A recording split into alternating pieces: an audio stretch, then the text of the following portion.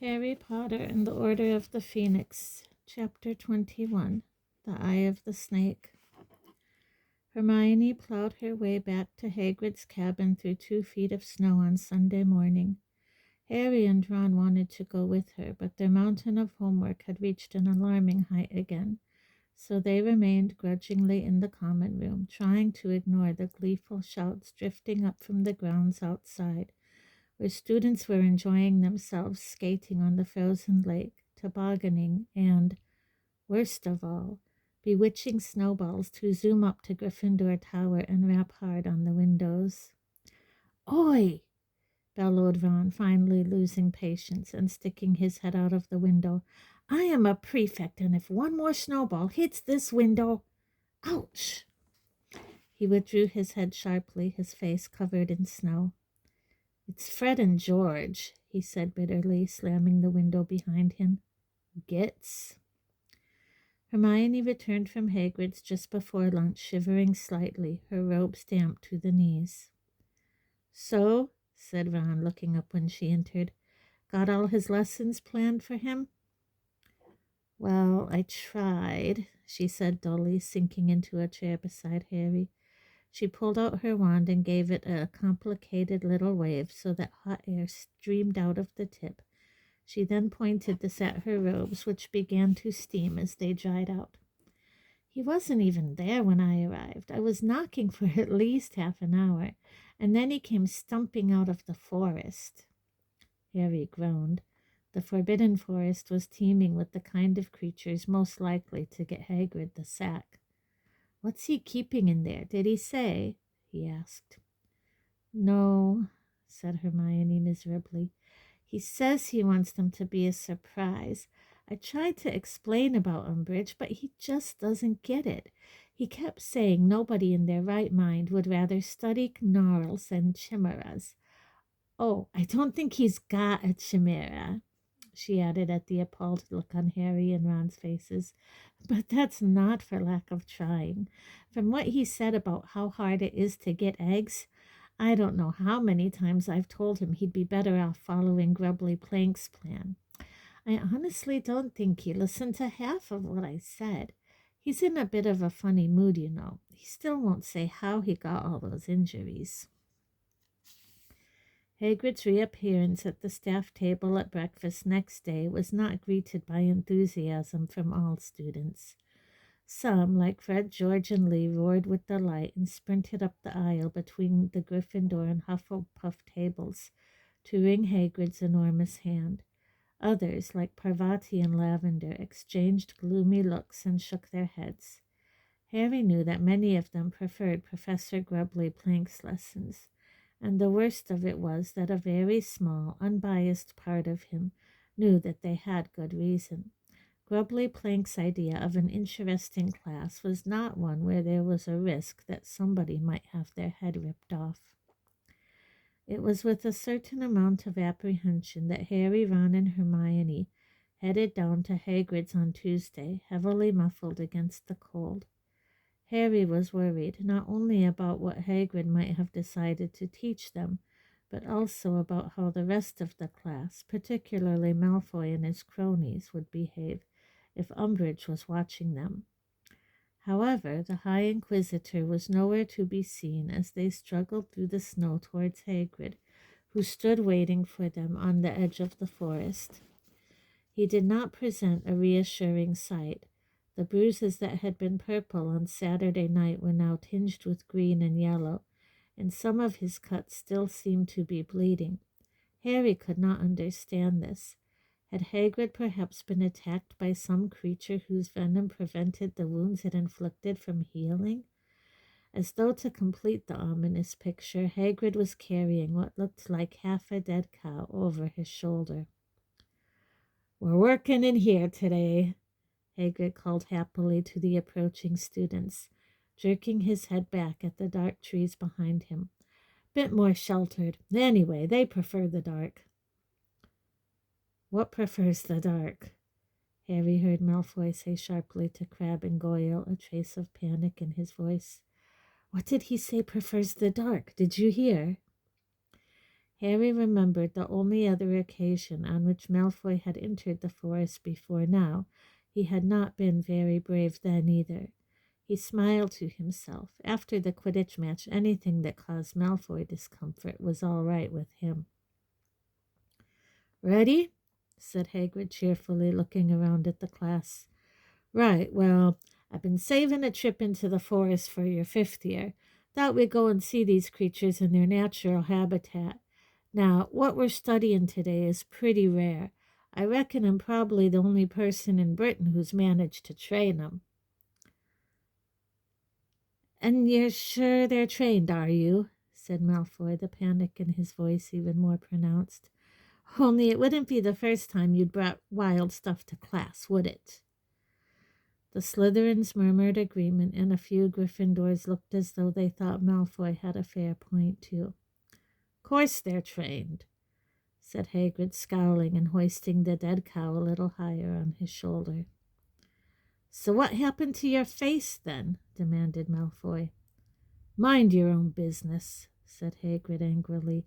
"Now, if you've finished asking stupid questions, follow me." He turned and strode straight into the forest. Nobody seemed much disposed to follow. Harry glanced at Ron and Hermione, who sighed but nodded, and the three of them set off after Hagrid, leading the rest of the class. They walked for about 10 minutes until they reached a place where the trees stood so closely together that it was as dark as twilight, and there was no snow at all on the ground. With a grunt, Hagrid deposited his half-a-cow on the ground, stepped back, and turned to face his class, most of whom were creeping from tree to tree towards him, peering around nervously as though expecting to be set upon at any moment. Gather round, Hagrid encouraged. "Now, they'll be attracted by the smell of the meat, but I'm going to give 'em a call anyway, 'cause they'll like to know it's me." He turned, shook his shaggy head to get the hair out of his face, and gave an odd, shrieking cry that echoed through the dark trees like the call of some monstrous bird. Nobody laughed. Most of them looked too scared to make a sound. Hagrid gave the shrieking cry again. A minute passed in which the class continued to peer nervously over their shoulders and around trees for a first glimpse of whatever it was that was coming, and then, as Hagrid shook his hair back for a third time and expanded his enormous chest, Harry nudged Ron and pointed into the blank space between two gnarled yew trees. A pair of blank white shining eyes were growing larger through the gloom, and a moment later the dragonish face, neck, and then skeletal body of a great black winged horse emerged from the darkness. It looked around at the class for a few seconds, swishing its long black tail, then bowed its head and began to tear flesh from the dead cow with its pointed fangs. A great wave of relief broke over Harry.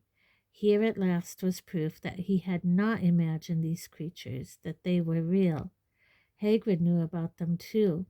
He looked eagerly at Ron, but Ron was still staring around into the trees, and after a few seconds he whispered, "Why doesn't Hagrid call again?"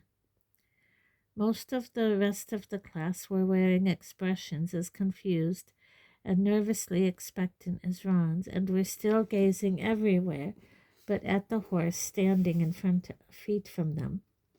There were only two other people who seemed to be able to see them. A stringy Slytherin boy standing just behind Goyle, who was watching the horse eating with an expression of great distaste on his face, and Neville, whose eyes were following the swishing progress of the long black tail. "Oh, and here comes another one," said Hagrid proudly, as a second black horse appeared out of the dark trees, folded its leathery wings closer to its body, and dipped its head to gorge on the meat. "Now, put your hands up. Who can see 'em?" Immensely pleased to feel that he was at last going to understand the mystery of these horses, Harry raised his hand. Hagrid nodded at him. Yeah, I knew you'd be able to, Harry," he said seriously. "And you too, Neville, eh? And "Excuse me," said Malfoy in a sneering voice, "but what exactly are we supposed to be seeing?" For an answer, Hagrid pointed at the cow carcass on the ground. The whole class stared at it for a few seconds. Then several people gasped, and Parvati squealed. Harry understood why. Bits of flesh stripping themselves away from the bones and vanishing into thin air had to look very odd indeed. "What's doing it?" Parvati demanded in a terrified voice, retreating behind the nearest tree. "What's eating it?" "Thestrals," said Hagrid proudly, and Hermione gave a soft "oh" of comprehension at Harry's shoulder. "Hogwarts has got a whole herd of 'em in here. Now who knows?" "But they're really, really unlucky," interrupted Parvati, looking alarmed. "They're supposed to bring all sorts of horrible misfortune on people who see them. Professor Trelawney told me once—" No, said Hagrid, chuckling. "That's just superstition, that is. They aren't unlucky. They're dead clever and useful. Of course, this lot don't get a lot of work. It's mainly just pulling the school carriages, unless Dumbledore's taken a long journey and don't want to apparate. And here's another couple. Look." 2 more horses came quietly out of the trees, one of them passing very close to Parvati, who shivered and pressed herself closer to the tree, saying, "I think I felt something. I think it's near me." "Don't worry, it won't hurt you," said Hagrid patiently. "Right now, who can tell me why some of you can see him and some can't?" Hermione raised her hand. "Go on, then," said Hagrid, beaming at her. "The only people who can see Thestrals," she said, "are people who have seen death." "That's exactly right," said Hagrid solemnly. 10 points to Gryffindor. Now, Thestrals... Professor Umbridge had arrived. She was standing a few feet away from Harry, wearing her green hat and cloak again, her clipboard at the ready. Hagrid, who had never heard Umbridge's fake cough before, was gazing in some concern at the closest Thestral, evidently under the impression that it had made the sound. "Hem, hem." "Oh, hello," Hagrid said, smiling, having located the source of the noise. "You received the note I sent to your cabin this morning?"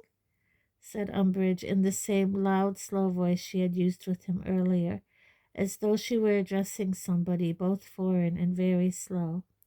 "Telling you that I would be inspecting your lesson?" "Oh, yeah," said Hagrid brightly.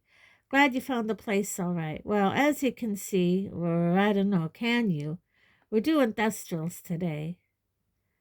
"I'm sorry," said Professor Umbridge loudly, cupping her hand around her ear and frowning. "What did you say?" Hagrid looked a little confused. Thestrals," he said loudly. "Big, winged horses, you know." He flapped his gigantic arms hopefully. Professor Umbridge raised her eyebrows at him and muttered as she made a note on her clipboard. "Has to resort to crude sign language." "Well, anyway," said Hagrid, turning back to the class and looking slightly flustered. What was I saying?" "Appears to have poor short-term memory," muttered Umbridge, loudly enough for everyone to hear her. Draco Malfoy looked as though Christmas had come a month early. Hermione, on the other hand, had turned scarlet with suppressed rage. "Oh, yeah," said Hagrid, throwing an uneasy glance at Umbridge's clipboard, but plowing on valiantly. "Yeah, I was going to tell you how come we got a herd. Yeah, so we started off with a male and 5 females. This one," He patted the first horse to have appeared. Nema Tenebris, he's my special favorite. First one born here in the forest. Are you aware, Umbridge said loudly, interrupting him, that the Ministry of Magic has classed Thestrals as dangerous? Harry's heart sank like a stone, but Hagrid merely chuckled. Thestrals aren't dangerous. All right, they might take a bite out of you if you really annoy them. Shows signs of pleasure at the idea of violence, muttered Umbridge, scribbling on her notepad again. No, come on, said Hagrid, looking a little anxious now. I mean, a dog'll bite you if you bait it, won't it? But Thestrals have just got a bad reputation 'cause of the death thing. People used to think they were bad omens, didn't they? Just didn't understand, did they? Umbridge did not answer. She finished writing her last note, then looked up at Hagrid and said, again very loudly and slowly, Please continue teaching as usual. I am going to walk, she mimed walking. Malfoy and Pansy Parkinson were having silent fits of laughter. Among the students, she pointed around at individual members of the class, and ask them questions. She pointed at her mouth to indicate talking. Hagrid stared at her, clearly at a complete loss to understand why she was acting as though he didn't understand normal English. Hermione had tears of fury in her eyes now. You hag, you evil hag, she whispered as Umbridge walked towards Pansy Parkinson. I know what you're doing, you awful, twisted, vicious. Anyway, said Hagrid, clearly struggling to regain the flow of his lesson. So, Thestrals, yeah. Well, there's loads of good stuff about him. Do you find, said Professor Umbridge in a ringing voice to Pansy Parkinson, that you are able to understand Professor Hagrid when he talks? Just like Hermione, Pansy had tears in her eyes, but these were tears of laughter. Indeed, her answer was almost incoherent because she was trying to suppress her giggles. No, because, well, it sounds like grunting a lot of the time. Umbridge scribbled on her clipboard.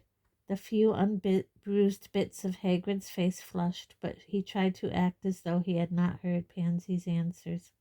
Yeah, good stuff about Thestrals. Well, once they're tamed, like this lot, you'll never be lost again. Maze and sense of direction. Just tell 'em where you want to go. Assuming they can understand you, of course, said Malfoy loudly, and Pansy Parkinson collapsed in a fit of renewed giggles. Professor Umbridge smiled indulgently at them and then turned to Neville. You can see the Thestral's long bottom, can you? She said. Neville nodded. Who did you see die? She asked, her tone indifferent. My granddad, said Neville. And what do you think of them? She said, waving her stubby hand at the horses who by now had stripped a great deal of the carcass down to bone. Said Neville nervously, with a glance at Hagrid. Well, they're okay.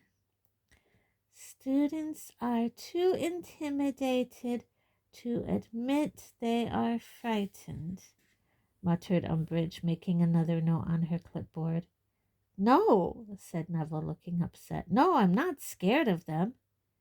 It's quite all right, said Umbridge, patting Neville on the shoulder with what she evidently intended to be an understanding smile, though it looked more like a leer to Harry.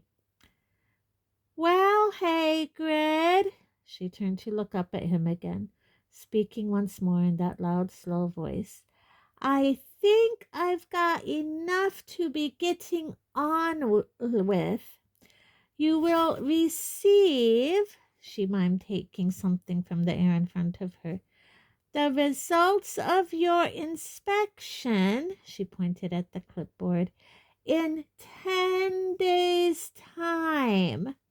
She held up 10 little stubby fingers, then, her smile wider and more toad-like than ever before, beneath her green hat, she bustled from their midst, leaving Malfoy and Pansy Parkinson in fits of laughter, Hermione actually shaking with fury, and Neville looking confused and upset.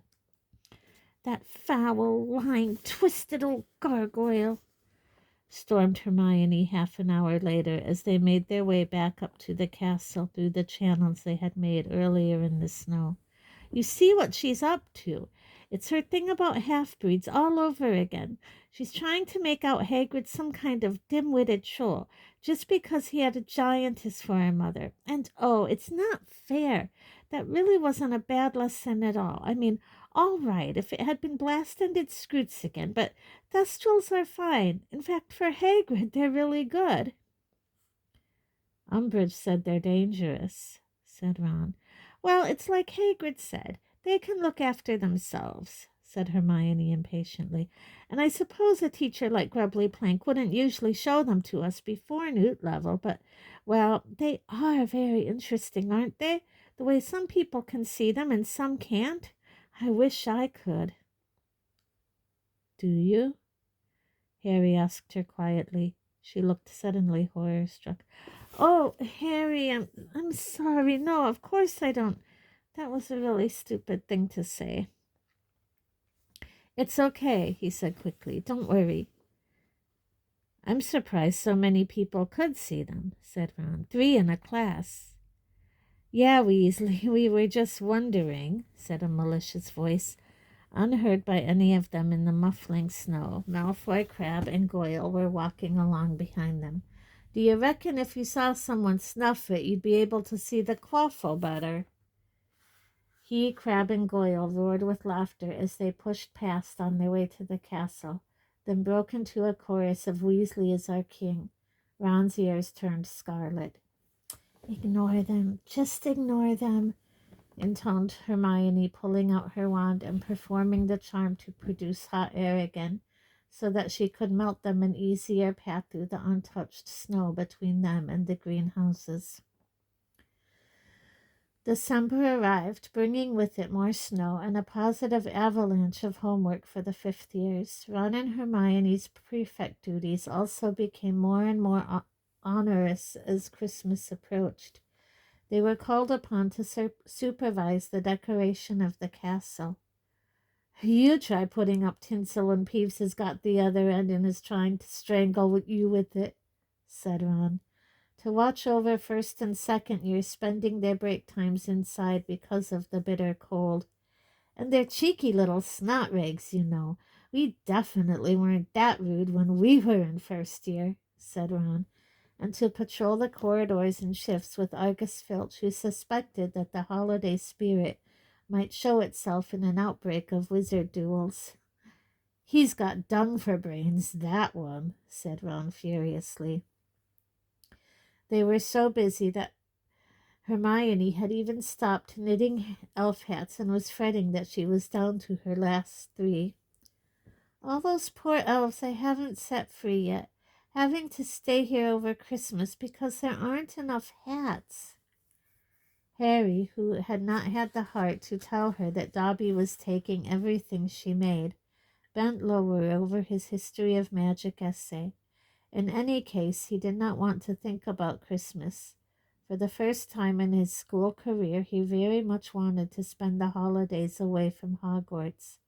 Between his Quidditch ban and worry about whether or not Hagrid was going to be put on probation, he felt highly resentful towards the place at the moment.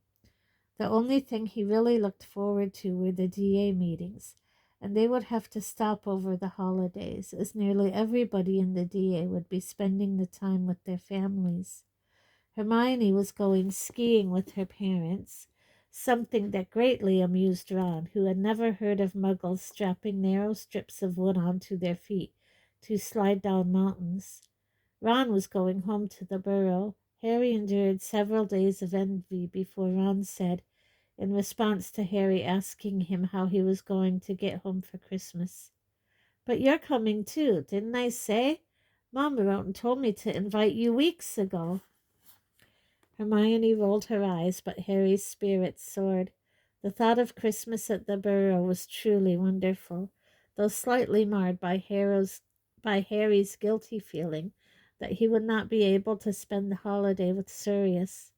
He wondered whether he could possibly persuade Mrs. Weasley to invite his godfather for the festivities, even though he doubted whether Dumbledore would permit Sirius to leave Grimmauld Place anyway.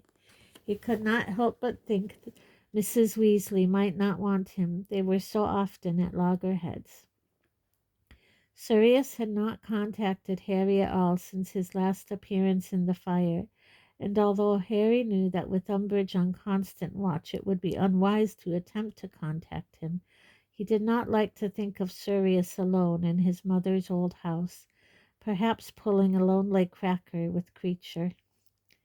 Harry arrived early in the room of requirement for the last DA meeting before the holidays, and was very glad he had, because when the torches burst into flame he saw that Dobby had taken it upon himself to decorate the place for Christmas.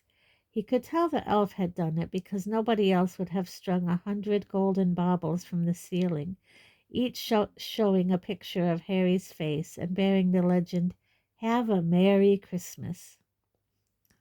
Have a very Harry Christmas. Harry had only just managed to get the last of them down before the door creaked open, and Luna Lovegood entered, looking as dreamy as usual. "Hello," she said vaguely, looking around at what remained of the decorations. "These are nice. Did you put them up?" "No," said Harry. "It was Dobby, the house elf." "Mistletoe," said Luna dreamily, pointing at a large clump of white berries placed almost over Harry's head. He jumped out from under it. "Good thinking," said Luna very seriously. "It's often infested with nargles." Harry was saved the necessity of asking what nargles were by the arrival of Angelina, Katy, and Alicia. All three of them were breathless and looked very cold. "Well," said Angelina dully, pulling off her cloak and throwing it into a corner, "we finally replaced you." "Replaced me?" said Harry blankly. "You and Fred and George," she said impatiently. "We've got another seeker." "Who?" said Harry quickly.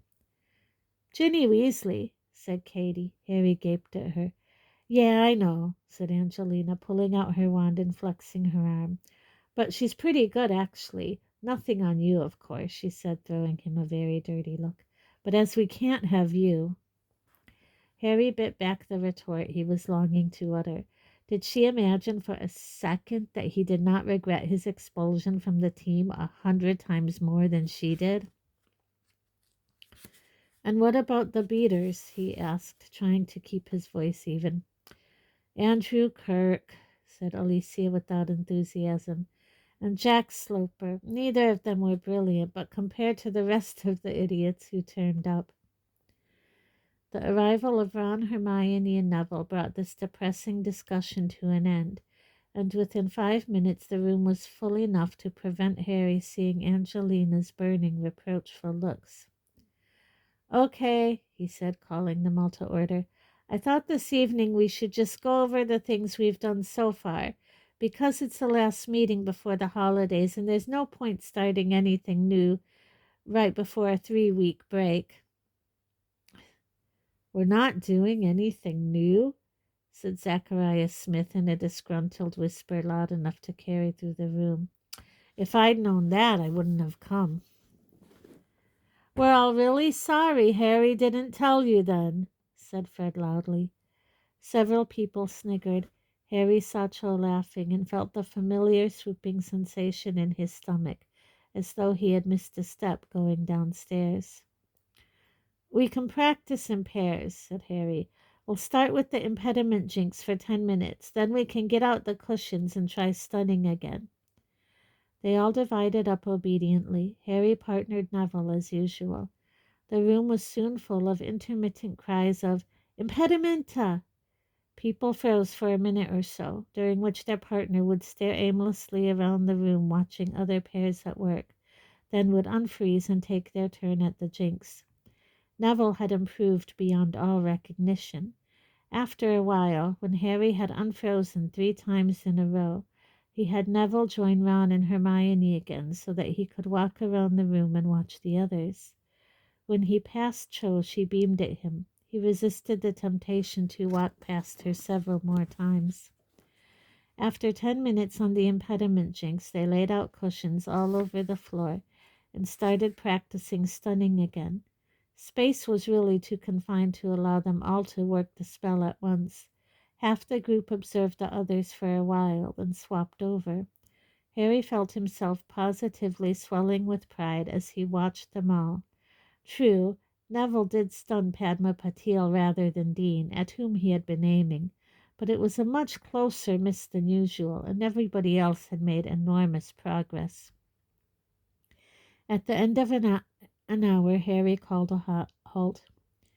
"You're getting really good," he said, beaming around at them. "When we get back from the holidays, we can start doing some of the big stuff, maybe even Patronuses." There was a murmur of excitement. The room began to clear in the usual 2s and 3s. Most people wished Harry a happy Christmas as they went. Feeling cheerful, he collected up the cushions with Ron and Hermione and stacked them neatly away. Ron and Hermione left before he did. He hung back a little because Cho was still there, and he was hoping to receive a Merry Christmas from her. "No, you go on," he heard her say to her friend Marietta, and his heart gave a jolt that seemed to take it into the region of his Adam's apple. He pretended to be straightening the cushion pile. He was quite sure they were alone now and waited for her to speak. Instead, he heard a hearty sniff. He turned and saw Cho standing in the middle of the room, tears pouring down her face. "What?" He didn't know what to do. She was simply standing there, crying silently. "What's up?" he said feebly. She shook her head and wiped her eyes on her sleeve. "I'm sorry," she said thickly.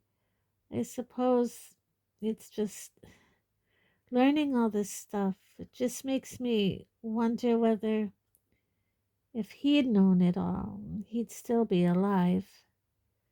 Harry's heart sank right back past its usual spot and settled somewhere around his navel. He ought to have known. She wanted to talk about Cedric. "He did know his stuff," Harry said heavily. "He was really good at it, or he could never have got to the middle of that maze. But if Voldemort really wants to kill you, you don't stand a chance." She hiccuped at the sound of Voldemort's name, but stared at Harry without flinching. "You survived when you were just a baby," she said quietly. "Yeah, well," said Harry wearily, moving towards the door. "I don't know why, nor does anyone else, so it's nothing to be proud of." "Oh, don't go," said Cho, sounding tearful again. "I'm really sorry to get upset like this. I didn't mean to." She hiccuped again. She was very pretty, even when her eyes were red and puffy. Harry felt thoroughly miserable. He'd have been so pleased with just a Merry Christmas. "I know it must be horrible for you," she said, mopping her eyes on her sleeve again. "Me mentioning Cedric when you saw him die. I suppose you just want me to forget about it?" Harry did not say anything to this. It was quite true, but he felt heartless saying it. "You're a really, really good teacher, you know," said Cho with a watery smile. "I've never been able to stun anything before." "Thanks," said Harry awkwardly. They looked at each other for a moment. Harry felt a burning desire to run from the room and, at the same time, a complete inability to move his feet. "Mistletoe," said Cho quietly, pointing at the ceiling over his head. Yeah, said Harry. His mouth was very dry. It's probably full of nargles, though.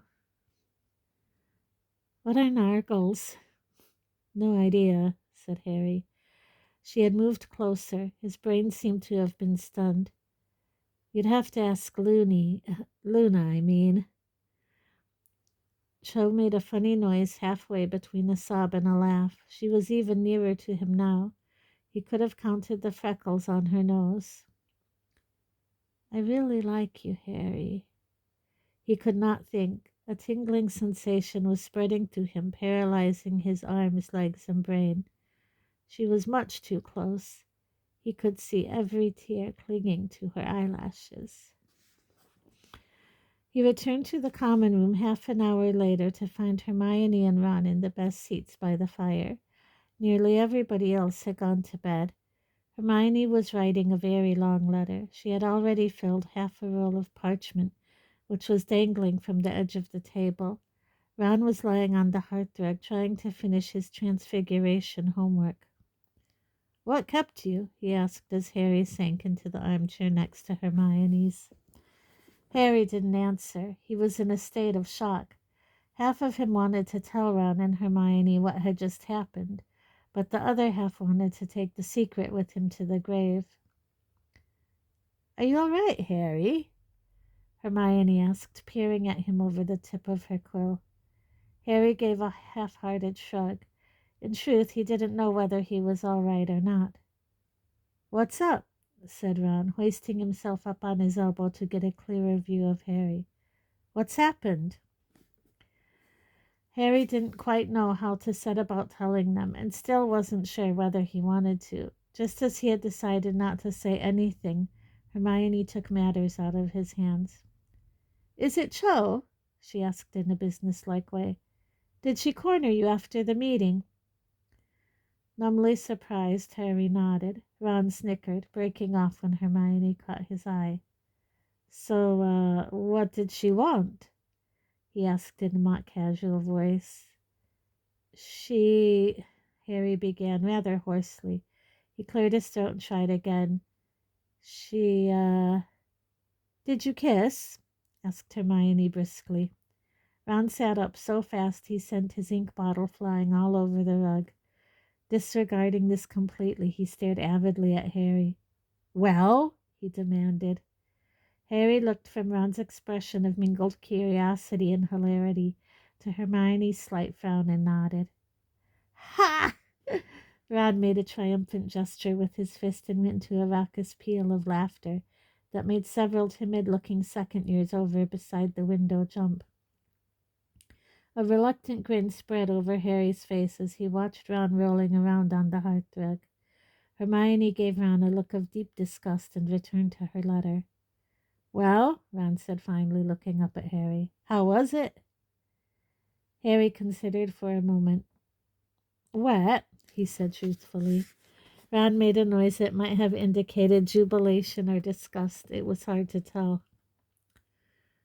Because she was crying, Harry continued heavily. Oh, said Ron, his smile fading slightly. Are you that bad at kissing? Dunno, said Harry, who hadn't considered this and immediately felt rather worried.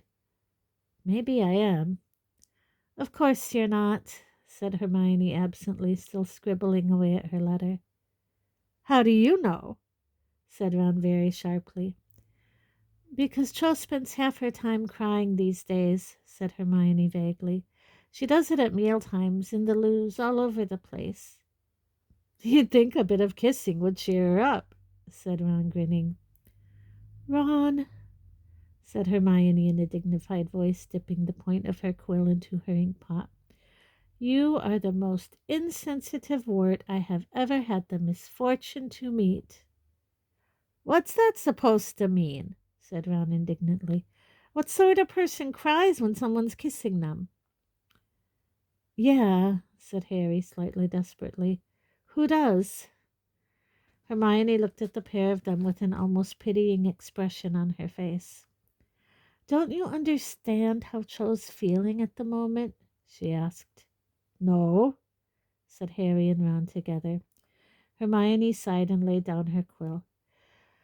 Well, obviously, she's feeling very sad because of Cedric dying.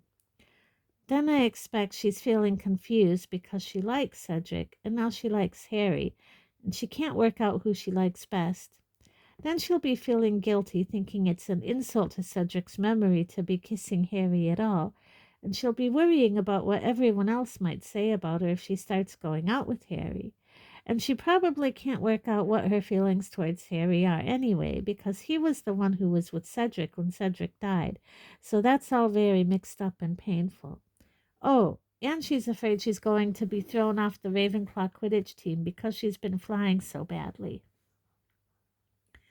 A slightly stunned silence greeted the end of the speech. Then Ron said, "One person can't feel all that at once. They'd explode." "Just because you've got the emotional range of a teaspoon doesn't mean we all have," said Hermione nastily, picking up her quill again. "She was the one who started it," said Harry. "I wouldn't have. She just sort of came at me, and next thing she's crying all over me. I didn't know what to do." "Don't blame you, mate," said Ron, looking alarmed at the very thought. "You just had to be nice to her," said Hermione, looking up anxiously. "You were, weren't you?" "Well," said Harry, an unpleasant heat creeping up in his face, "I sort of patted around the back a bit." Hermione looked as though she was restraining herself from rolling her eyes with extreme difficulty. "Well, I suppose it could have been worse," she said. "Are you going to see her again?" "I'll have to, won't I?" said Harry. "We've got DA meetings, haven't we?" "You know what I mean," said Hermione impatiently. Harry said nothing. Hermione's words opened up a whole new vista of frightening possibilities. He tried to imagine going somewhere with Cho, Hogsmeade perhaps, and being alone with her for hours at a time. Of course, she would have been expecting him to ask her out after what had just happened. The thought made his stomach clench painfully. "Oh, well," said Hermione distantly, buried in her letter once more. "You'll have plenty of opportunities to ask her." "What if he doesn't want to ask her?" said Ron, who had been watching Harry with an unusually shrewd expression on his face.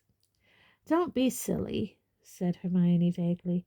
"Harry's liked her for ages. Haven't you, Harry?" He did not answer. Yes, he had liked Cho for ages, but whenever he had imagined a scene involving the two of them, it had always featured a Cho who was enjoying herself, as opposed to a Cho who was sobbing uncontrollably into his shoulder.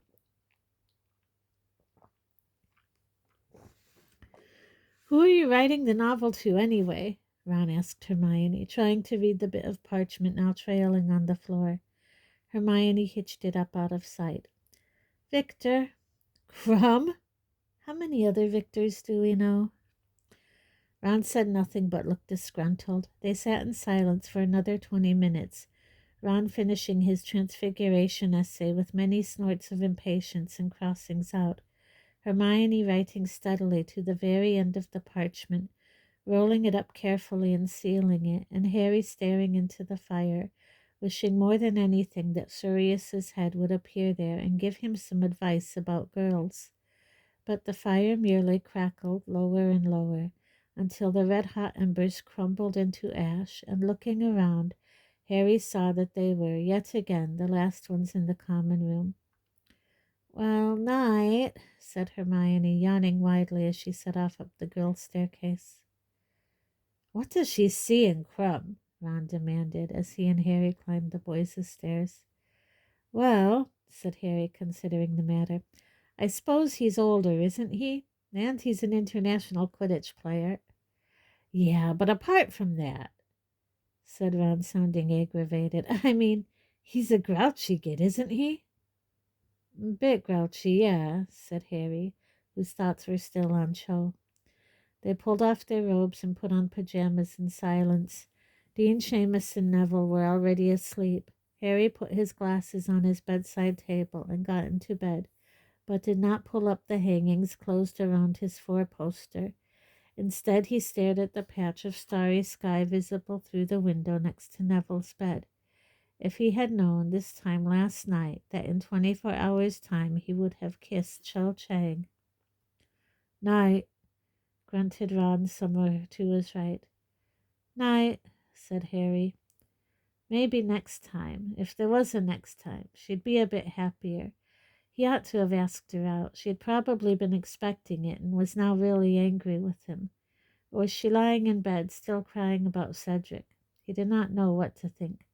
Hermione's explanation had made it all seem more complicated rather than easier to understand. "That's what they should teach us here," he thought, turning over onto his side. "How girls' brains work. It'd be more useful than divination, anyway."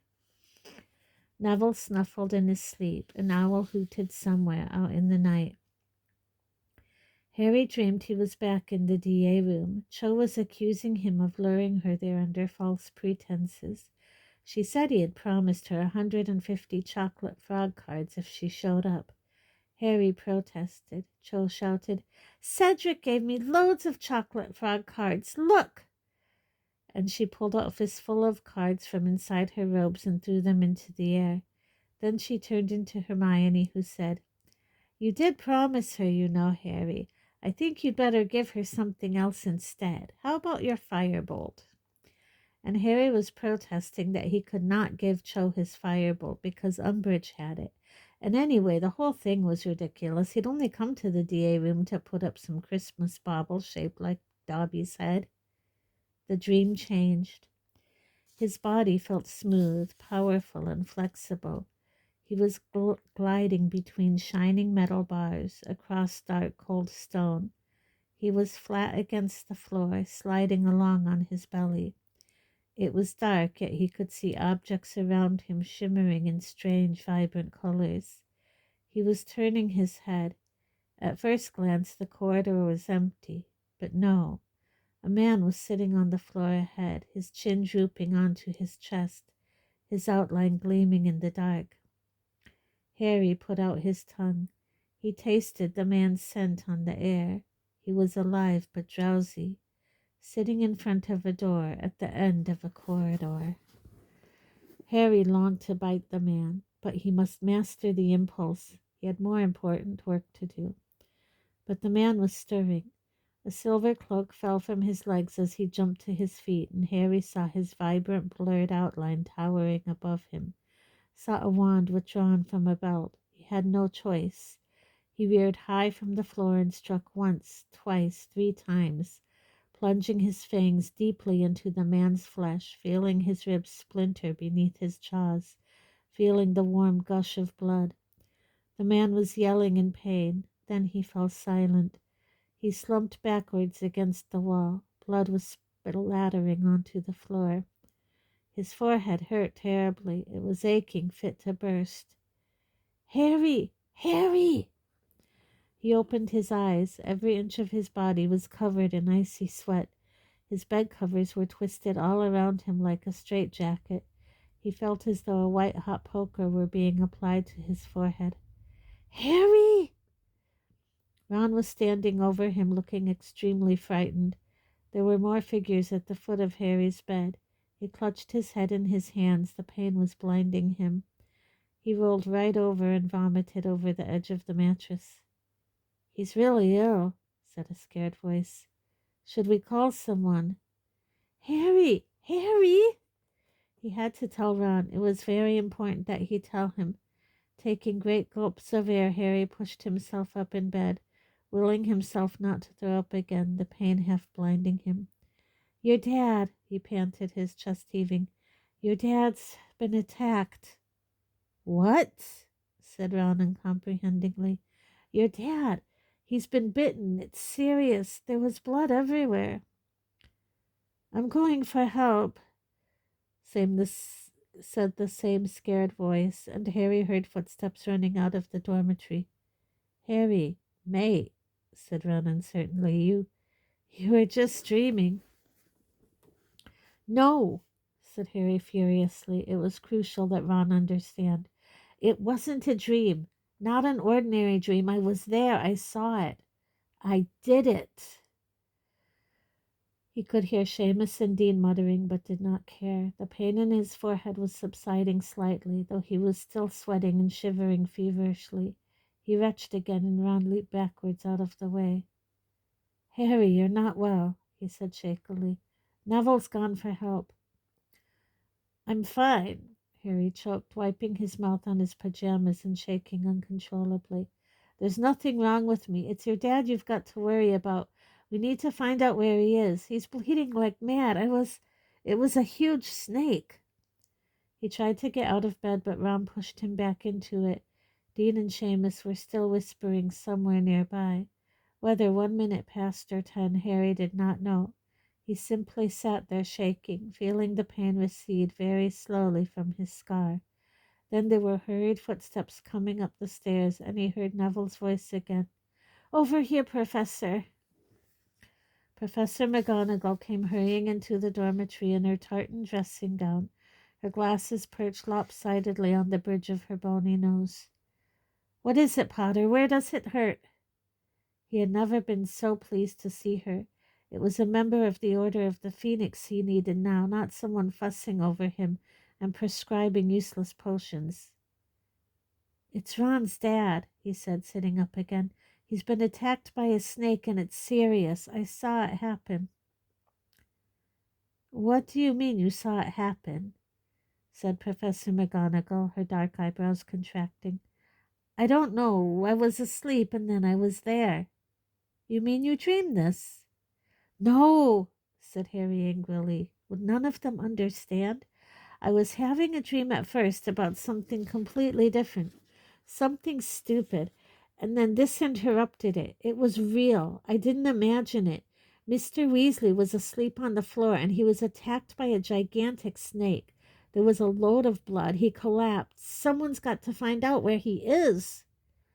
Professor McGonagall was gazing at him through her lopsided spectacles as though horrified at what she was seeing. I'm not lying, and I'm not mad, Harry told her, his voice rising to a shout. I tell you, I saw it happen. I believe you, Potter, said Professor McGonagall curtly. Put on your dressing gown. We're going to see the headmaster.